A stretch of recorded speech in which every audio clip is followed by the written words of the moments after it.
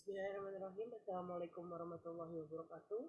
Perkenalkan, nama saya Dewi Juliari. Saya dari PAUD Melati, Kelurahan Grogol, Kecamatan Grogol, Petamburan, Jakarta Barat. Saya di sini akan memberikan presentasi tentang penyuluhan anti korupsi. Baik, saya izin share screen.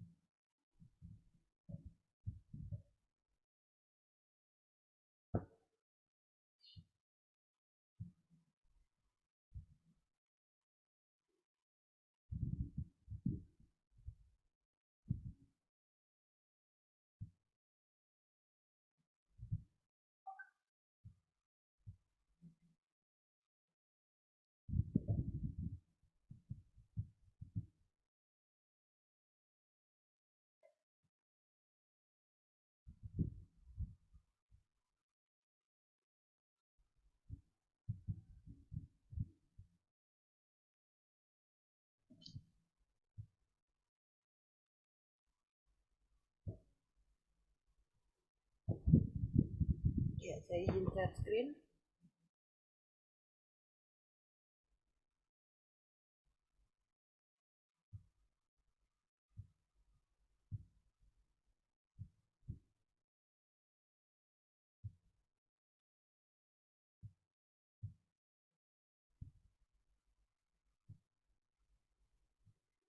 Ya, di sini materi dasar penyuluhan anti korupsi, yaitu kita tetap mematuhi protokol K3, tidak membentuk kerumunan, jaga jarak, mencuci tangan dan menjaga kebersihan, tidak panik apabila terjadi bencana alam, selalu menggunakan masker, tidak merokok di dalam ruangan, segera hubungi panitia bila mengalami gejala.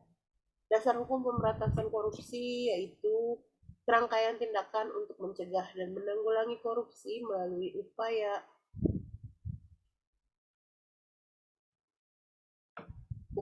koordinasi, supervisi, monitor penyelidikan, penuntutan, dan pemeriksaan sidang pengadilan dan peran serta masyarakat, yaitu ketetapan MPR nomor 9 garing MPR garing 1998 tentang penyelenggaraan negara yang bersih dan bebas korupsi, kolusi, dan nepotisme.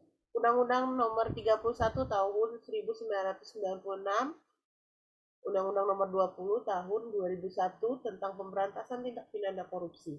Yang ketiga, Undang-Undang nomor 30 tahun 2002, Undang-Undang nomor 19 tahun 2019 tentang Komisi Pemberantasan Tindakan Pidana Korupsi atau KPK, Undang-Undang nomor 15 tahun 2002 tentang tindak pidana pencucian uang.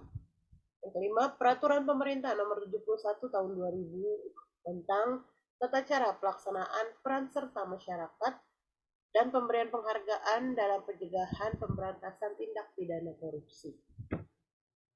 Pengertian korupsi yaitu korupsi. Korupsi berasal dari bahasa Latin corruptio, dari kata kerja corrumper yang bermakna busuk, rusak, menggoyahkan, memutar balik, atau menyogok.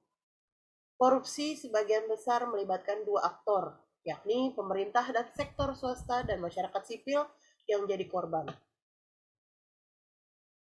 Usaha mencegah korupsi yaitu melakukan tindakan preventif, melakukan edukasi sedini mungkin, pengembalian uang negara, melakukan pengawasan melekat, mensosialisasikan penyuluhan anti korupsi, berbagai perbaikan sistem pengawasan, mempermudah sistem perizinan.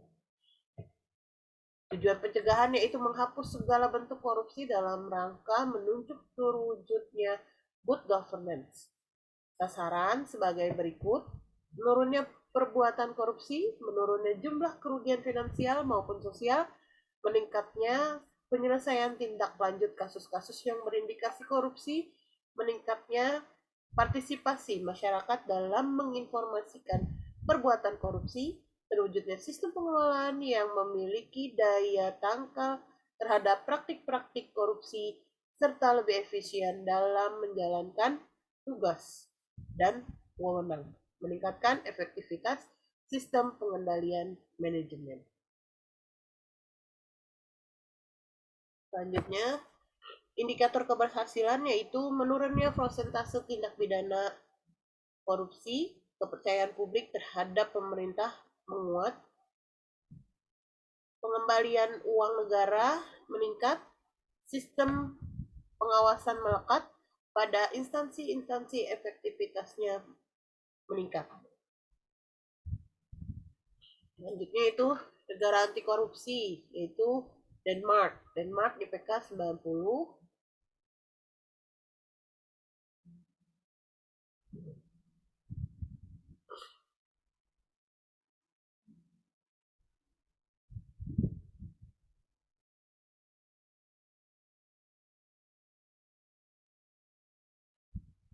Denmark IPK-nya 90 di tahun 2016. Denmark mempunyai unit pemberantasan korupsi di setiap lembaga pemerintahan. Pemerintah Denmark menetapkan keterbukaan politik dengan modernisasi sektor publik dan manajemen sumber daya publik melalui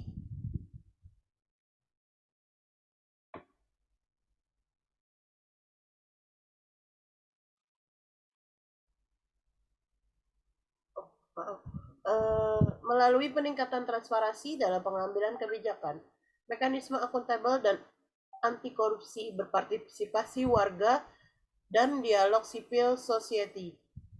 Pendidik di Denmark gratis, para siswa dan mahasiswa juga mendapatkan biaya hidup bulanan dari pemerintah Denmark.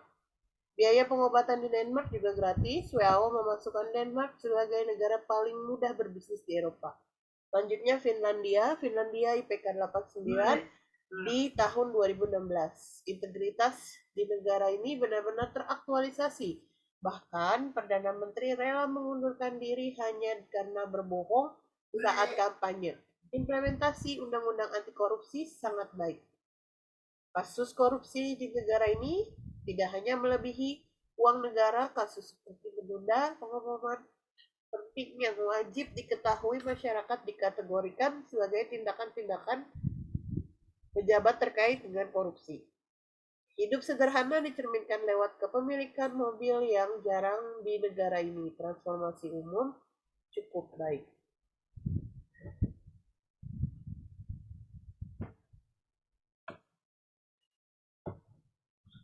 Selanjutnya yaitu dampak korupsi, harga alat-alat, kesehatan mahal, meningkatnya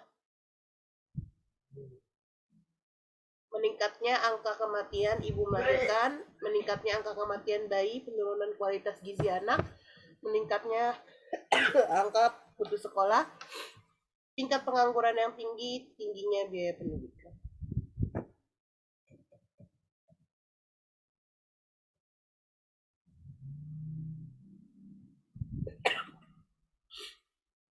Strategi pemberantasan, ada tiga strategi pemberantasan korupsi, yaitu represif, perbaikan sistem, edukasi, dan kampanye. Integritas dan anti korupsi. Integritas adalah bertindak secara konsisten antara apa yang dikatakan dengan tingkah lakunya sesuai nilai-nilai yang dianut. Nilai-nilai dapat berasal dari nilai kode etik di tempat dia bekerja, nilai masyarakat atau nilai moral pribadi. Nilai anti korupsi adalah nilai-nilai yang harus dianut kelompok sasaran agar berperilaku anti korupsi. Nilai-nilai anti korupsi tersebut adalah antara lain meliputi kejujuran, kepedulian, kemandirian, kedisiplinan, bertanggung jawab, kerja keras, kesederhanaan, keberanian, dan keadilan. Terima kasih. Semoga bermanfaat. Assalamualaikum warahmatullahi wabarakatuh.